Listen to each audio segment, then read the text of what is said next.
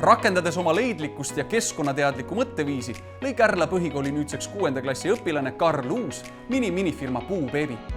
Juhendaja Kaidi Liivase abiga sündinud ettevõte pakub elektriliinide alt päästetud ja puupakku sisse istutatud noori kuuski, mände ja kadakaid, mis on mõeldud koduaedades suurteks ja tugevateks puudeks kasvama.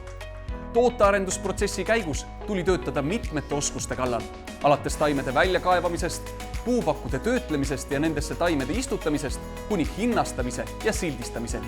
Elektriliinide all kasvab palju puid, siis need tuleb ära võtta ja neid saab mujale istutada. Algasime puupakkuisse, siis nüüd on toas ja siis saab hiljem ümber istutada. Kooli- ja õpilasfirmade laatadel menukaks osutunud puubeebid ja Karli ettevõtmine pälvisid maakondlikul õpilasfirmade konkursil auväärse tunnustuse. Oma loovuse, loodusest hooliva suhtumise ja edukate müügitulemustega on Karl inspireeriv ettevõtlikkuse musternäide.